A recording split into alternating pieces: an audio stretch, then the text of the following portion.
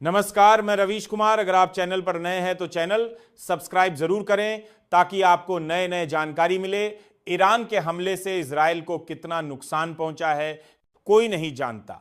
मुख्यधारा के चैनलों पर आरोप लग रहा है कि इजराइल के भीतर जो तबाही हुई है उसकी सही तस्वीर नहीं दिखाई जा रही। इजराइल को अंदाजा नहीं था कि ईरान इस हद तक प्रहार करेगा और तेल अवीव को नुकसान पहुंचा देगा। शुक्रवार को CNN ने अपनी रिपोर्ट में कहा है कि बीरसेवा में माइक्रोसॉफ्ट के दफ्तर को ईरान ने ध्वस्त कर दिया। यह भी लिखा जा रहा है कि इजराइल अपने विमानों को साइप्रस से उड़ा रहा है, तेल अवीव से नहीं। क्या वाकई ईरान ने इजराइल को भारी नुकसान पहुंचाया है या यह भी प्रोपागंडा का हिस्सा है, बताना मुश्किल है। इस बीच एक नई खबर यह आई है कि ईरान की आली शंखानी गंभीर रूप से घायल हैं, मरे नहीं हैं, जबकि इजराइल का मीडिया कह रहा है कि शंखानी को मार दिया गया है। इजराइल के प्रधानमंत्री नेतन्याहू कहे जा रहे हैं कि ईरान के सभी परमाणु ठिकानों पर हमला कर देंगे। इनके लिए तो मजाक हो गया है। हमले की बात नेतन्याहू के आगे ग्लोबल लीडर नतमस्तक हुए जा रहे हैं, वरना कोई उनसे पूछता कि जिन जिन देशों के पास न्यूक्लियर प्लांट है क्या वहां भी जाएंगे अटैक करने, उनके न्यूक्लियर प्लांट पर भी हमला करेंगे। पता भी है कि न्यूक्लियर प्लांट पर हमला होगा तो कितना खतरनाक परिणाम हो सकता है। इंसान से लेकर पेड़ पौधे पशु पक्षी इन सब पर क्या असर पड़ेगा। रूस के एटॉमिक एनर्जी कॉरपोरेशन के प्रमुख ने कहा है कि अगर इजराइल ने बुशहर के न्यूक्लियर प्लांट पर हमला किया तो तबाही मच जाएगी।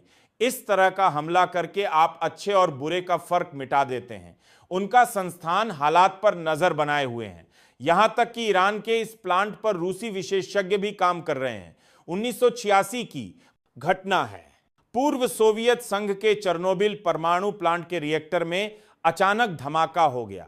आज ये जगह यूक्रेन में रिएक्टर के निर्माण और मानवीय त्रुटि के चलते भाग का दबाव इतना ज्यादा हो गया कि रिएक्टर की छत फट गई और भयानक धमाका हुआ। रातों रात शहर को खाली किया गया। प्लांट में काम करने वाले कर्मचारियों के अलावा कई बचाव कर्मियों की दर्दनाक मौत हो गई और बहुत से लोगों की सेहत पर इसका बुरा परिणाम पड़ा। 5000 से अधिक लोगों को थायराइड का कैंसर हो गया। 15 लोगों की मौत हो गई। चेर्नोबिल की आबोहवा दूषित हो गई और एक बसा बसाया शहर खंडहर हो गया। माना जाता है कि रिएक्टर के भीतर के रेडियो एक्टिव कोर का 5% हिस्सा बाहर आ गया था। सिर्फ इतने हिस्से से निकला प्रदूषण हवाओं के रास्ते बहता हुआ पूर्व सोवियत संघ के अन्य हिस्सों में फैल गया। यूक्रेन, रूस, बेलारूस तक चला गया। यूरोप के कुछ इलाकों में भी इसका असर हुआ। रिपेयर के काम में जुटे 2,100,000 लोगों पर भी रेडिएशन का असर देखा गया। रूस इसलिए बार बार चेतावनी दे रहा है कि न्यूक्लियर प्लांट पर हमला करना ठीक नहीं होगा। रूस के राष्ट्रपति पुतिन ने साफ कह दिया है कि ईरान के न्यूक्लियर प्लांट में जो भी रूसी विशेषज्ञ काम कर रहे हैं वहां से नहीं हटाए जाएंगे। इसका मतलब है कि उधर से चैलेंज जा रहा है कि अगर इस हमले में रूसी नागरिक को कुछ भी हुआ तो देख लेना। अमेरिका अगर ईरान को कह सकता है कि उसके नागरिक को कुछ नहीं होना चाहिए तो क्या रूस इजराइल को नहीं कह सकता? नहा पर बातें, ईरान के पास परमाणु बम है या नहीं, यह सवाल हर दिन बड़ा होता है, उलझ भी जाता है। न्यूक्लियर प्लांट पर बम गिराकर मिलेगा क्या, यह सवाल जुड़ गया है। ईरान के न्यूक्लियर प्लांट पर हमला करने के बाद क्या इजराइल का मकसद पूरा हो जाएगा? नहीं होगा। उसका मकसद यहीं तक सीमित नहीं है। क्या न्यूक्लियर प्लांट पर हमला करने के बाद इजराइल के झूठ का जवाब मिल जाएगा? पहले साबित तो करें कि ईरान के पास बम है या नहीं। बम ना हो गया, समूसा हो गया, दोपहर के बाद बम बना लेगा। सैनन की पत्रकार हैं क्रिस्टियान अमनपुर। उन्होंने ईरान के उपविदेश मंत्री अब्बास अराकाची का इंटरव्यू किया है। अराकची से उन्होंने पूछा कि आपकी सरकार ने 60% एनरिच्ड यूरेनियम का उत्पादन क्यों किया, तो उनका जवाब था, हमने वही किया जो IAEA के नियमों के अनुसार कर सकते थे। हमारे पास और कुछ नहीं है, कुछ भी गलत नहीं किया है। IAEA के इंस्पेक्टर तो ईरान आए थे, उनकी अलग अलग रिपोर्ट से इसका सबूत मिल जाता है।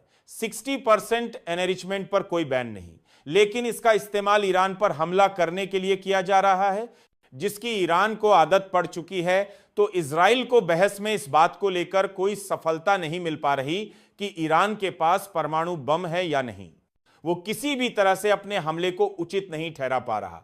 बम का समझ आ रहा है ना, नेतन्याहू के बयान किसी को समझ आ रहे हैं। अब इस नेता को कैसे समझा जाए? ना तो कोई पॉलिटिकल साइंस वाला समझ पा रहा है, ना कोई साइकोलॉजी का प्रोफेसर इसे समझ पा रहा है। इनके बेटे ने शादी रोक दी, ये बड़ी कुर्बानी हो गई। यहां 2 साल से बच्चों पर, महिलाओं पर बम गिरा रहे हैं, आज भी में लोग मारे जा रहे हैं और ये शादी रोकने को कुर्बानी बता रहे हैं। क्या ये दुनिया इस हद तक नकारा हो चुकी है कि उसे कुछ समझ नहीं आ रहा है? नेतन्याहू किस मिट्टी के बने हैं? क्या आज अमेरिका भी इनके शिकंजे में जकड़ा नजर आता है? गजा के नरसंहार के दाग के साथ, या कैसा इजराइल बनाना चाहते हैं? क्या इन्हें नहीं पता कि आज नकल नरसंहार की एक एक दास्तान दर्ज होगी?